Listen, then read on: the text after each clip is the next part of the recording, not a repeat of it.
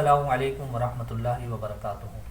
معزز ناظرین کرام، ہم پہلے دو اپنے پروگرامز میں صدقۃ الفطر اور زکوٰۃ کے متعلق اصولی احکام بیان کر چکے ہیں۔ آج اس کے متعلق کچھ سوالات ہیں، ان کے جوابات دینے کی کوشش کریں گے۔ پہلا سوال یہ ہے کہ دوسرے ملک میں مقیم افراد اپنی اہلیہ اور بچوں کا صدقۃ الفطر کس قیمت کے حساب سے ادا کریں گے؟ تو یہ ایک اصولی چیز ذہن میں رکھیں کہ گھر کا جو سربراہ ہے اس کے ذمہ صدقۃ الفطر واجب ہوتا ہے اپنی طرف سے اور اپنے نابالغ بچوں کی طرف سے۔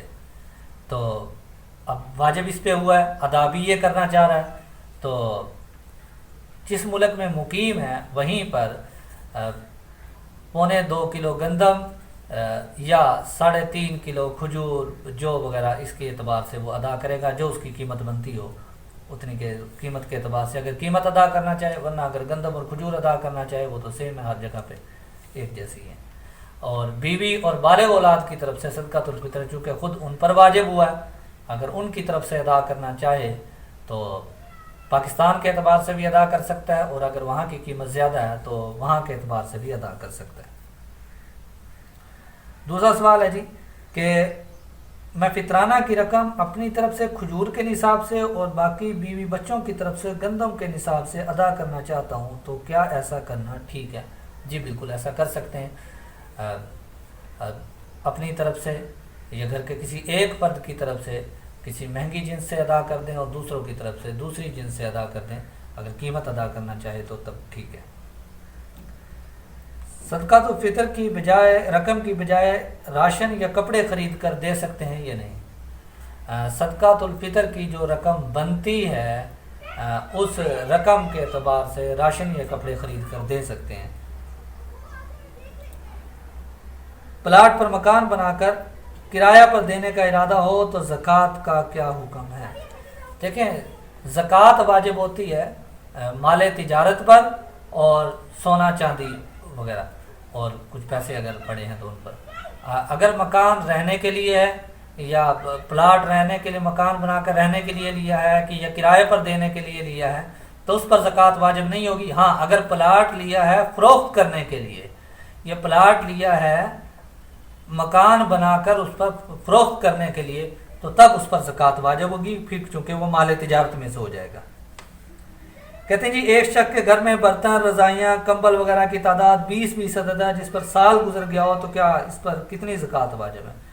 دیکھیں، یہ زکوٰۃ جو واجب ہوتی ہے وہ سونا چاندی، مال تجارت یا پیسے وغیرہ اگر پڑے ہیں وہ بھی مال تجارت میں شمار ہوتے ہیں، تو ان پر زکوٰۃ واجب ہوتی ہے۔ یہ جو گھر کے استعمال کی چیزیں ہیں، ضروریات، ان پر واجب نہیں ہوتی۔ ہاں، اگر بیچنے کے لیے ہیں تو پھر ان پر زکوٰۃ واجب ہوگی۔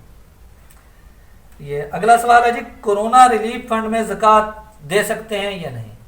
نہیں جی، کورونا ریلیف فنڈ میں زکوٰۃ اس لیے نہیں دے سکتے کیونکہ زکوٰۃ کے اندر کسی مستحق کو مالک بنانا ہوتا ہے۔ زکوٰۃ کے اندر کسی مستحق کو مالک بنانا ہوتا ہے، اور وہ سید نہ ہو اور کچھ تو۔ لیکن جو یہ ریلیف فنڈ ہوتے ہیں یا ایسے رفاہی ادارے، ان کے اندر بھی اگر کچھ ایسا اہتمام نہیں ہے کہ وہ زکوٰۃ کے پیسوں کا الگ سے خیال رکھ سکتے ہوں تو نہیں دیں گے، اس لیے کہ رفاہی ادارے بھی اور حکومت کی طرف سے جو یہ ریلیف فنڈ ہے اس میں بھی ہسپتال بھی بنیں گے، اور دیتے وقت مسلم، غیر مسلم، سید، ہاشمی، ان چیزوں کا خیال نہیں کیا جائے گا۔ تو چونکہ کوئی ایسی تقسیم نہیں ہے تو اس وجہ سے چونکہ وہ ہسپتال میں اگر وہ زکوٰۃ کی رقم لگے گی تو وہ ایک ثواب کا کام ہے، لیکن ہسپتال میں نہیں لگا سکتے کیونکہ کسی کو مالک بنانا ہوتا ہے۔ اور اسی طرح حکومت کی طرف سے اس کے متعلقہ اور چیزیں خریدی جائیں گی تو وہ ساری چیزیں زکوٰۃ کی مد میں سے نہیں لی جا سکتی۔